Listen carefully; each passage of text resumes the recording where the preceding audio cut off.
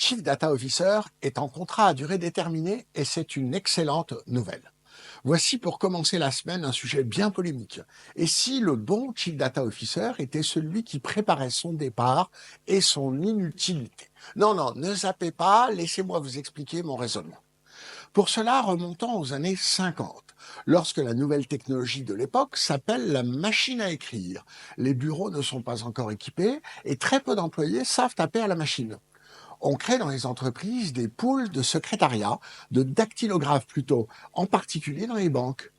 Plusieurs dizaines de jeunes femmes, c'est à l'époque une profession quasi exclusivement féminine, sont alignées dans une grande salle, chacune derrière son bureau, sur lequel trône une machine à écrire.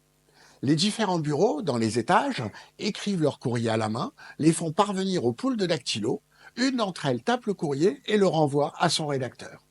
On imagine également quelques allers-retours en cas de modification.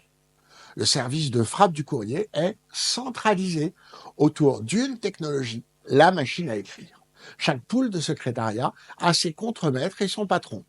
Parfois, mais pas toujours un homme, en complet cravate noire, installé sur un bureau, surplombant le pool. La technologie de la machine à écrire s'est ensuite démocratisée, grâce par exemple aux fameuses formations de l'école Pigier. Les secrétaires ont rejoint les départements métiers, la technologie s'est démocratisée et les directeurs de pôle de secrétariat ont disparu. Plus tard viendra l'étape suivante de la bureautique, qui verra le nombre de secrétaires divisé par 2 entre 1980 et 2015, suivant les chiffres du ministère du Travail et de l'Emploi. Mais revenons-en à nos data. Aujourd'hui, le département data ou le département informatique centralise souvent les fonctions liées à la collecte, au stockage et à l'analyse de données. Tout simplement parce qu'ils ont les compétences nécessaires.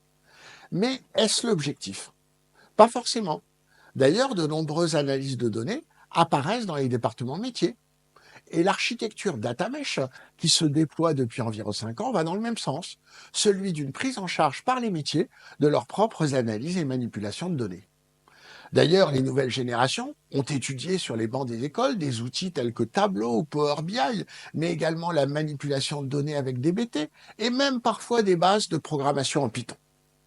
Dans ce contexte, quel est l'avenir de notre Chief Data Officer?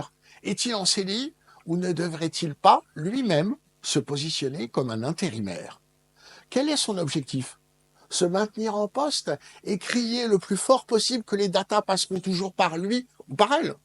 Ou bien favoriser à l'inverse le déploiement de ces technologies et de ces compétences en évangélisant les métiers. De point de passage obligé, le département data deviendra alors un centre d'expertise ponctuelle au service de métiers qui auront acquis leur indépendance organisationnelle et technologique. Le bon CDO est celui qui préparera le fait qu'on n'ait plus besoin de lui. Ah, un dernier point. Je ne vous ai pas parlé de gouvernance. En effet, celle-ci doit être séparée de la gestion quotidienne de la donnée.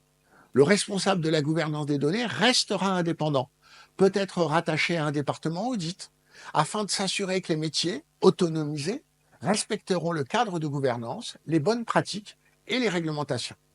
Alors et vous, qu'en pensez-vous? Un bon CDO est-il un CDO qui prépare son départ? Lançons le débat dans les commentaires.